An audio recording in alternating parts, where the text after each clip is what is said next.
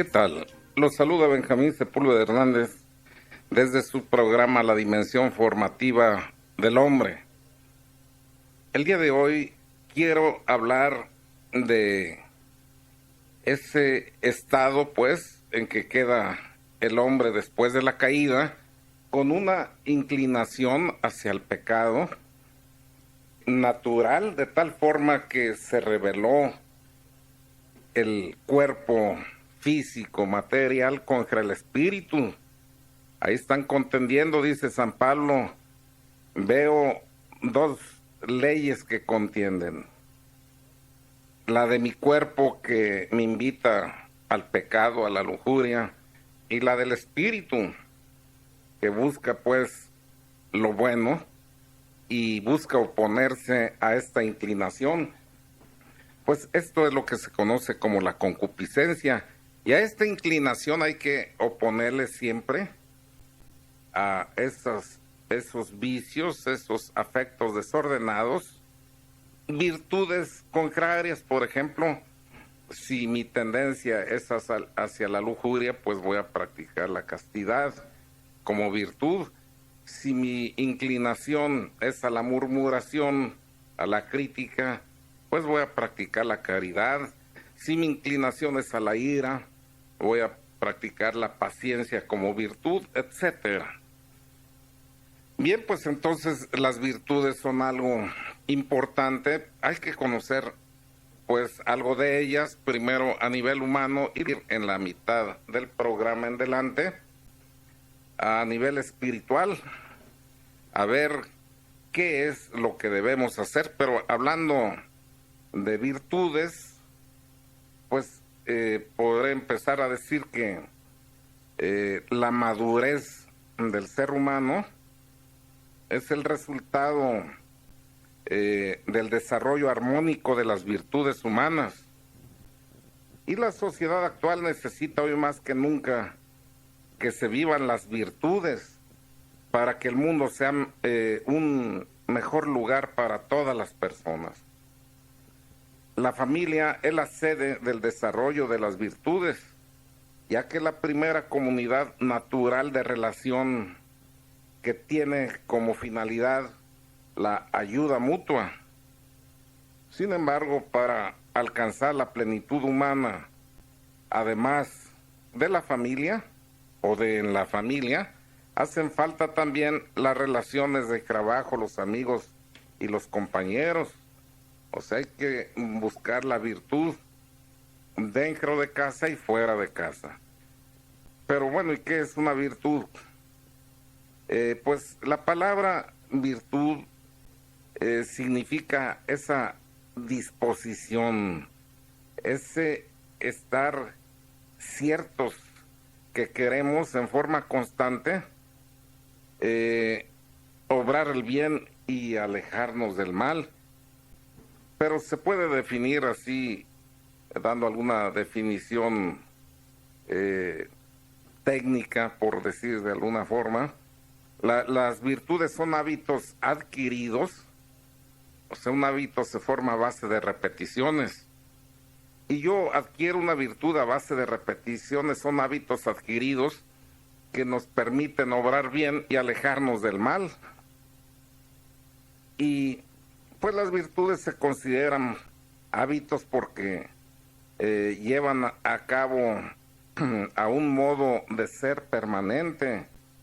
O sea, no se refiere, yo no puedo ser virtuoso en algo si practico un acto aislado o esporádico, sino que tengo que tener la disposición continua de ser alguien que esté repitiendo estos actos hasta que se vuelvan parte de mí.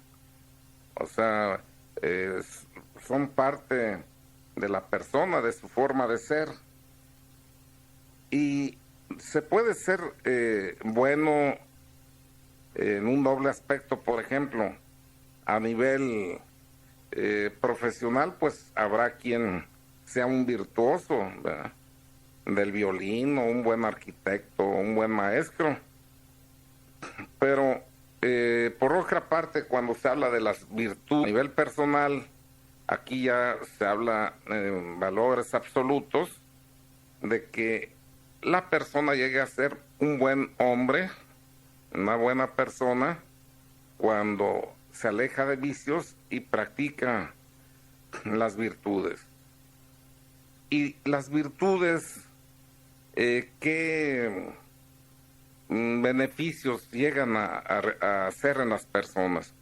Bueno, pues nos reafirman, por ejemplo, en la inteligencia, en la voluntad, de manera principal de tres formas, dándonos firmeza, o sea, la virtud hace que la persona se confirme en lo que está haciendo y eso la lleva a ser más segura de sí misma.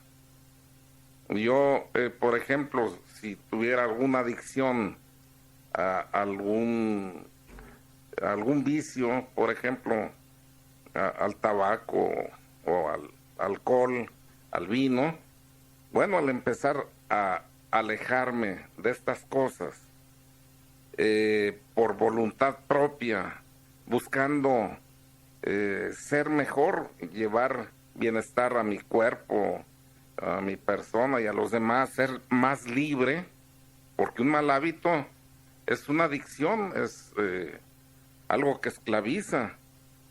Bueno, pues ahí para practicar esa virtud y evitar el vino, evitar el tabaco, puede haber muchas otras faltas de las que uno se quiera alejar. Evidentemente necesito ser firme en el propósito. Luego, pues eso me da firmeza de carácter, ¿verdad?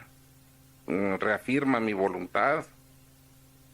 También cuando practico yo una virtud, aprendo a actuar con rapidez, porque ya estoy en camino de un propósito y sé cómo hacerlo. O sea, la virtud crea una capacidad de actuar bien con más facilidad. Por eso, cuando ya se está en camino de practicar una virtud, pues se decide, se reacciona y se actúa positivamente con rapidez. La virtud tiene otra consecuencia cuando se le practica. Se vive con agrado. O sea, la virtud permite a la persona saber que lo que hace es para su bien y para el de los demás. Y entonces se siente feliz, le agrada lo que hace. O sea, en términos generales, pues las virtudes tienen por objeto hacer a una persona como debe ser, y yo diría como debe ser, según la voluntad de Dios. O sea, que el hombre actúe como de manera racional y libre, alcanzando así su plenitud.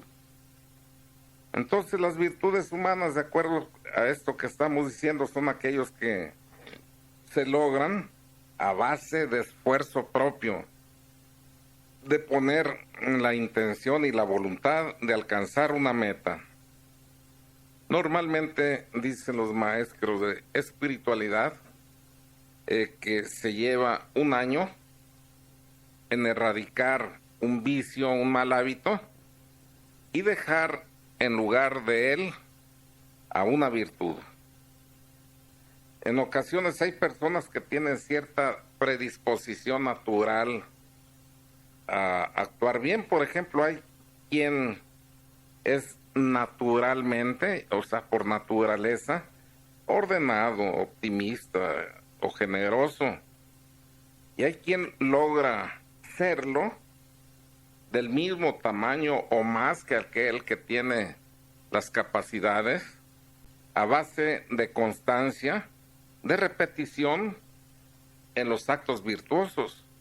Y aquí es donde se ve pues la belleza de la virtud, porque es capaz de cambiar tu vida, pero totalmente, de una vida de vicios, de una vida de adicciones, de una vida de sujeciones y de malos hábitos, a una vida de libertad, a una vida de buenos hábitos, porque eso es la virtud, buenos hábitos.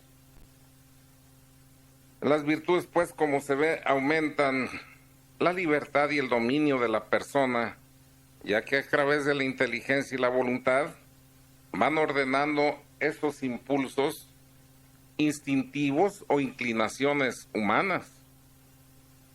Y pues las virtudes, como decía, abarcan un campo tan amplio que pueden ser, por ejemplo, de orden intelectual, y que son aquellas que perfeccionan la razón para conocer o captar la verdad. Ejemplo de este tipo de virtud, pues ahí está la sabiduría, la ciencia, el arte, etcétera. O pueden ser de tipo ético. Aquí las virtudes perfeccionan la voluntad para escoger fácilmente el bien y ordenar esas inclinaciones hacia las pasiones. Bueno, pues aquí las virtudes de orden ético que nos permiten ordenar y regular las bajas pasiones, pues están la fortaleza, la templanza, la justicia y la prudencia, que se conocen como virtudes cardinales, así como en una carta geográfica aparece la rosa de los vientos, indicando el norte, el sur, el este, el oeste o oriente o poniente. Bueno, pues también estas 4 virtudes conocidas como cardinales marcan en los actos humanos bases, o sea, que todos los actos que se cometan o realice el hombre van a girar, van a estar regulados por estas 4 virtudes. Y ahora, el grado de desarrollo de una virtud, ¿de qué va a depender? Pues de la intensidad con que se vive y la rectitud también que tengamos de los motivos para esforzarnos. Es un peligro que estos hábitos, por más que sean buenos y virtuosos, lleguen a hacerse rutinarios, porque dejarían de tener una finalidad. Por ejemplo, el orden por el orden mismo se convierte en manía. Tú puedes ordenar, por ejemplo, un escritorio y ya pusiste orden en él, pero si luego en el lugar que pusiste las cosas, para ti casi en forma obsesiva, se vuelve una necesidad de que estén siempre ocupando el mismo lugar, bueno, pues ahí ya, si te fijas, se vuelve manía, se vuelve una rutina, ¿verdad? Y ya el día que no pones el lugar en un sitio determinado donde estás acostumbrado a verlo, te sientes mal. Ahí ya te hiciste esclavo de un modo, habiendo cientos de modos de acomodo. Y también, por ejemplo, si el trabajo lo haces por trabajar, no lleva alma, no lleva una intención y un fin, bueno, pues sí, es simplemente activismo. Una virtud siendo un hábito, cuando se vuelve rutinaria, dejan de tener la finalidad por la que se inicia su práctica. Hablaba como en el orden, si es por el orden mismo, se convierte en manía, y en el trabajo, por el trabajo mismo, en activismo. Y estos hábitos no se traducen en mejora personal ni en beneficio para los demás. O sea, es necesario continuamente estar recordando el fin que se persigue y rectificar la intensidad de los motivos que mueven a la voluntad para practicar la virtud. O sea, la virtud se encuentra siempre en el justo medio. Las virtudes tienen una íntima correlación. Esto es, no se puede crecer en una sin que necesariamente se mejoren todas las demás. Las virtudes son las herramientas con que contamos para conseguir esa armonía y la madurez a la que me refería. La persona madura es una persona libre, es una persona que tiene toda la información y fortaleza y voluntad para decidir libremente. Y hablaba de las virtudes cardinales que también son conocidas como rectoras, porque rigen, gobiernan a todas las demás. Cualquier virtud que se practique va a estar referida a alguna de ellas. La prudencia, por ejemplo, educa el uso de la inteligencia para actuar correctamente. La persona que actúa con prudencia tiene primero una visión que hace por medio de ese discurso racional, tiene una visión anticipada de los acontecimientos y ahí mide las consecuencias de la acción que va a realizar. Una persona prudente es oportuna, actúa adecuadamente y considera el punto de vista de los demás. Dicen, es de sabios pedir consejo. Un prudente no solo se fía en su criterio, se apoya en el de los demás, exhibe sabiduría. La prudencia facilita pues una reflexión adecuada antes de enjuiciar cada situación y en consecuencia siempre busca tomar una decisión acertada.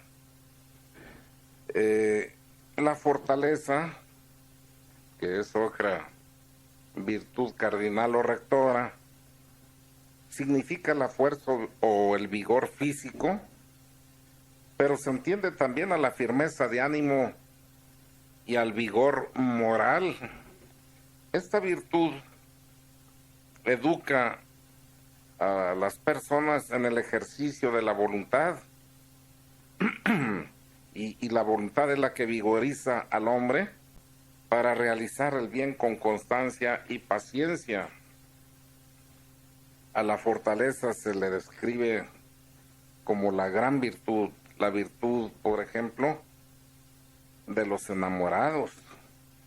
Vean cómo aguantan a veces muchos ataques, ¿verdad? Muchas persecuciones y ellos ahí revestidos de una coraza que les viene de esa fortaleza. También es la virtud de los convencidos y de aquellos que van en pos de un ideal que vale la pena y que son capaces de afrontar los mayores riesgos. Gracias a la fortaleza, el ser humano aprende a superar las contradicciones que aparecen en la vida, a no desanimarse ante los propios defectos, a superar el temor al esfuerzo, a perseverar con tenacidad para conseguir las metas propuestas. La otra virtud es la justicia, la otra virtud cardinal, y significa buscar lo justo, lo debido y por consiguiente el derecho de las personas. Justicia es dar a los demás lo que es debido de acuerdo con el cumplimiento de sus deberes y con sus derechos como personas. La justicia reside más en la voluntad que en el entendimiento, ya que busca un comportamiento correcto en las acciones. La justicia únicamente se realiza con respecto a otras personas. Si hubiera un desarrollo de la justicia en cada uno de los miembros de la sociedad, pues es fácil pensar que todos estaríamos gozando de un bienestar casi completo, y lo más importante es de que habría paz. La otra virtud cardinal, que es la templanza, pues esta es la moderación de los dos apetitos naturales más fuertes que el hombre posee: el comer y beber, y el apetito sexual, que responde pues a la propagación de la especie. Encauzar la energía propia de la templanza en forma positiva, pues es obra de la razón y de la voluntad, de la prudencia y también de la justicia. Deben pues a estas dos virtudes, a estas cuatro virtudes, acompañar las otras dos, que se llaman normativas. Es el amor y la prudencia. De estas, la única que no tiene límite ni medida es el amor. Nunca puede decirse que se ama demasiado, porque la medida del amor es ilimitada. Eso lo sabemos bien. Cuando amamos, queremos amar más. Y cuando nos aman, no nos saciamos de ser amados. En la historia de la humanidad han existido hombres muy virtuosos, y pues de ellos deberíamos tomar modelo para practicar nosotros mismos aquellas virtudes que se oponen a esos malos hábitos, pecados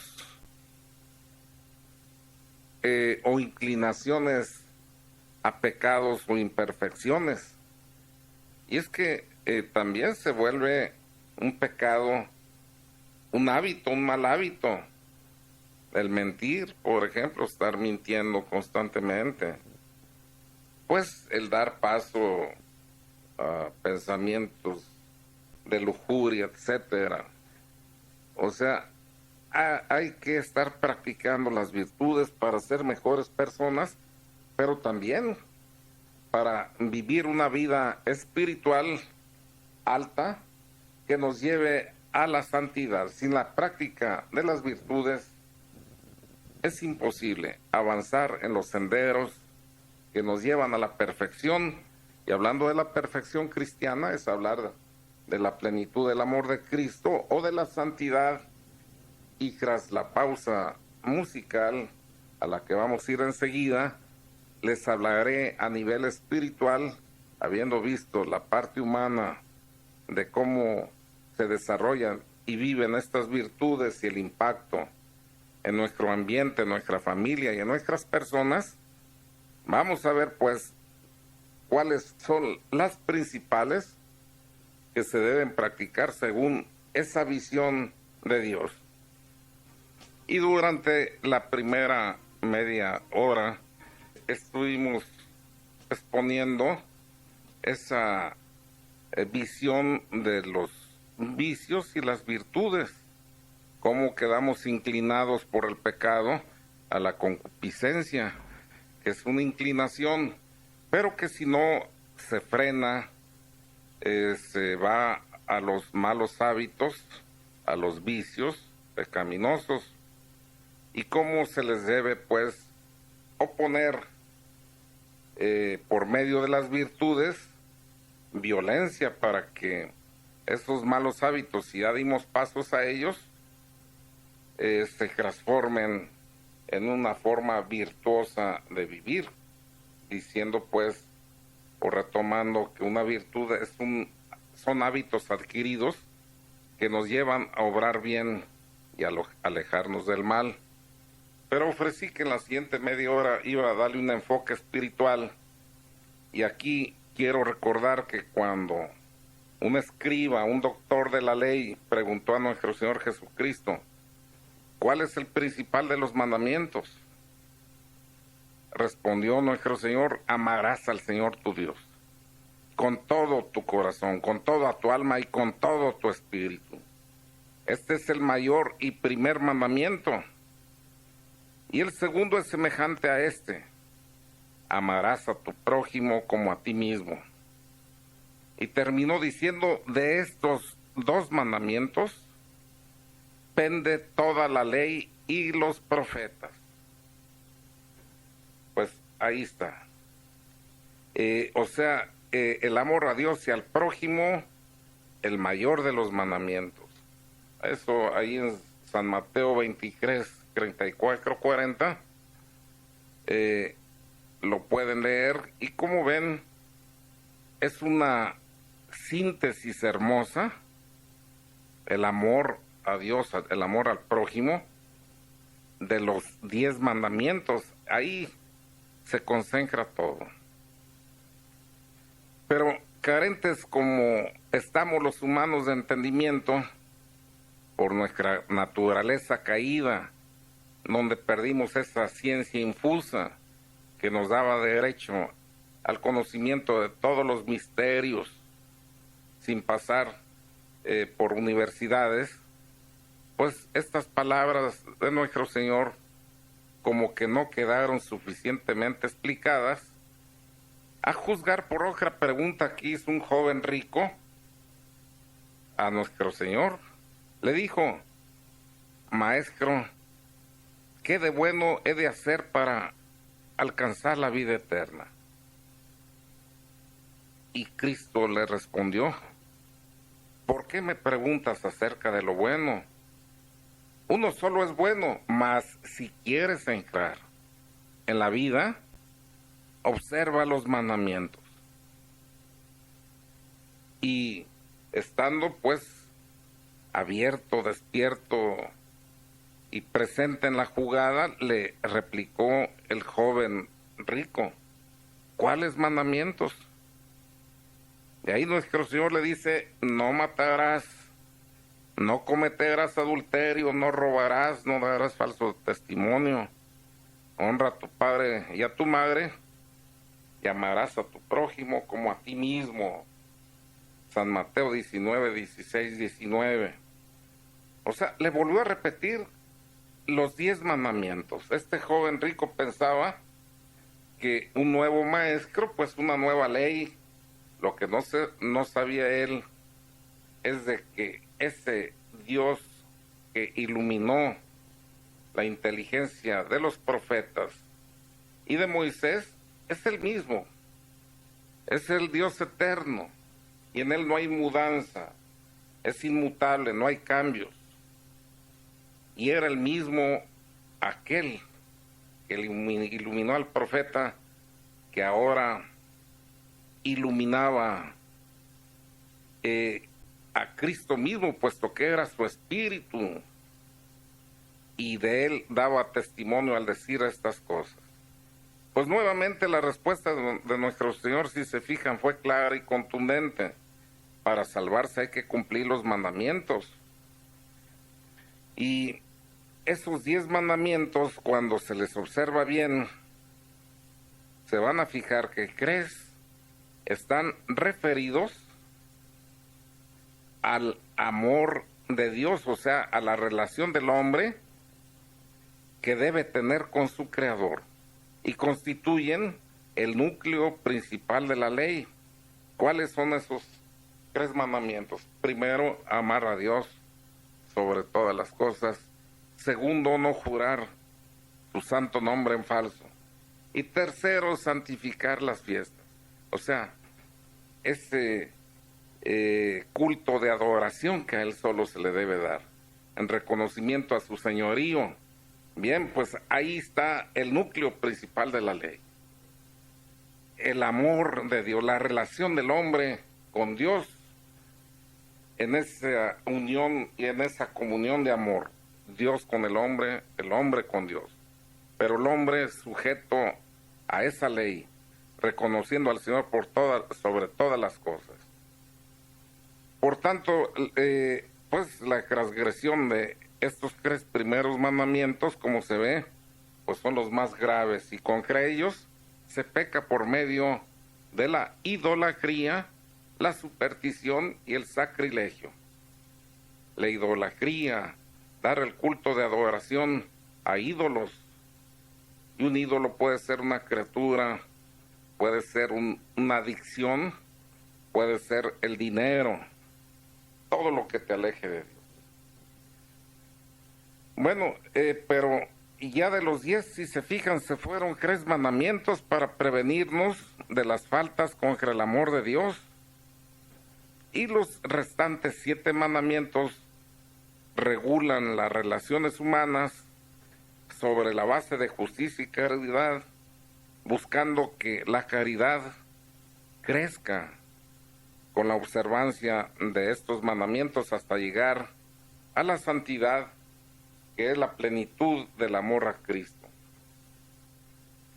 Pero fíjense, dije que quedan 7 mandamientos, pero si lo revisamos bien, nos damos cuenta que 4 de ellos corresponden a 2 faltas que por graves las pone nuestro Señor en 2 mandamientos. Y las pone como graves porque sujetan el corazón del hombre. Por eso, al condenarlas por 2 veces, nuestro Señor nos advierte la gravedad de estos pecados o faltas. Y miren, estos 4 mandamientos que se toman para prevenir 2 faltas, es el 6º y 9º para evitar el pecado de la fornicación, o sea, la consumación de este pecado. Pero bueno, dije la consumación, la verdad lo está condenando desde el pensamiento. Dice nuestro Señor, ustedes oyeron decir, no cometerás adulterio. Pues yo les digo, quien ve a una mujer con mirada maliciosa ya cometió adulterio dentro de su corazón, y lo condena en el 9º mandamiento: no desearás la mujer de tu prójimo. Y ya en el 6º condena la acción, no solo el pensamiento: no cometerás actos impuros. Se fijan, ahí van 2 mandamientos a sumarse con los 5 que ya habíamos revisado, con los 3 que hacen número de 5, primero, segundo y tercer mandamiento, que es el núcleo del amor de Dios. 6º y 9º para prohibir o advertir que no se cometan pecados de fornicación. Pero hay otros 2 que tomó el Señor para prevenirnos de una falta que sujeta también el corazón del hombre. O sea, ¿por qué? Porque el corazón del hombre, cuando no se le controla, se apega a los bienes materiales. 10º mandamiento: no codiciarás los bienes ajenos. O sea, no estarlos apeteciendo en forma desordenada, porque si lo haces así, vas a terminar robando, vas a terminar matando, quién sabe qué cosas vayas a hacer con tal de ir a la posesión de bienes terrenos.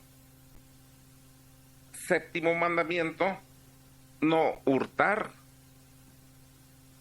Entonces, ahí esas otros 2 mandamientos de 10 se van a hacer suma con los 5 que ya habíamos revisado, primero, segundo y tercer mandamiento, que regula esa relación del hombre con Dios. 6º y 9º para limitar el que no vayamos a apegar nuestro corazón a los pecados de la carne en la fornicación. Y estos otros 2, 7º y 10º, que también nos ayudan a regular el alejarnos de esa corriente peligrosa que es el apego del corazón del hombre al dinero, a la riqueza material. O sea, en síntesis, podemos decir que de 10 mandamientos, Dios utiliza 7 para librarnos de tres corrientes peligrosísimas que pierden al hombre.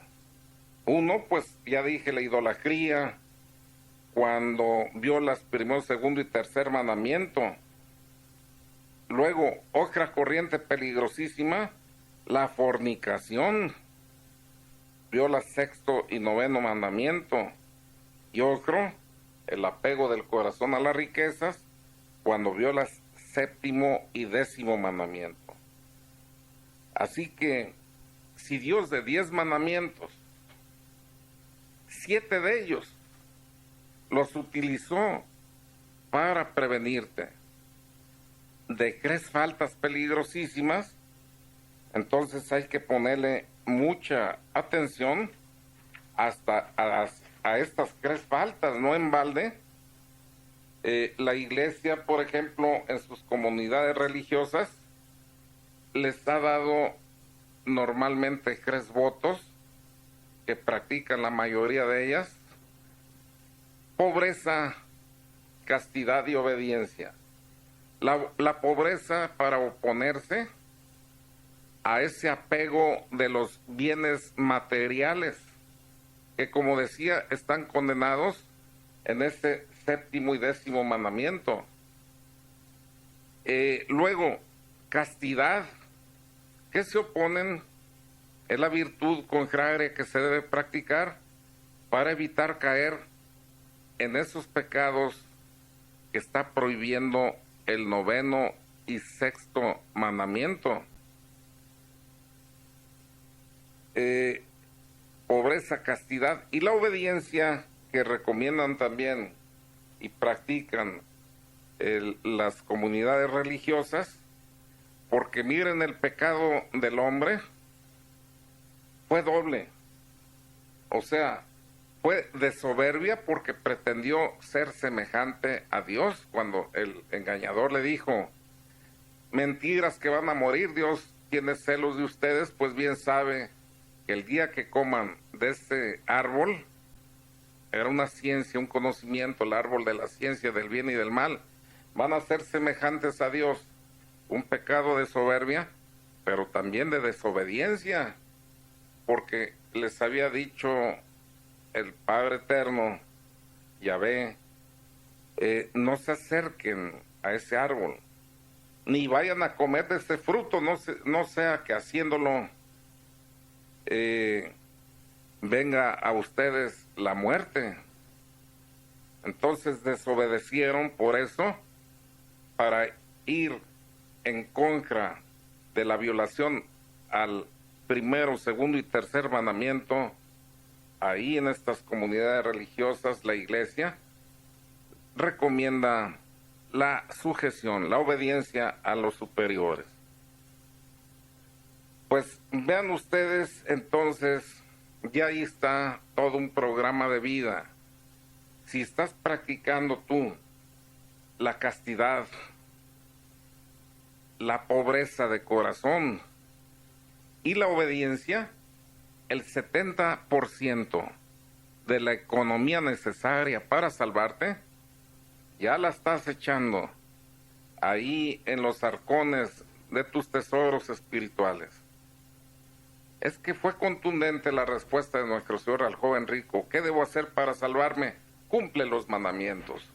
Y cuando estás cumpliendo estas 3 virtudes, para alejar esas 3 corrientes peligrosísimas que nos llevan a la perdición, entonces, vuelvo a repetir, el 70% de la economía necesaria para salvarte ya la tienes. Los otros pecados que debes evitar: no mentir, no matar y honrar al padre y a la madre. Se nos acabó el tiempo.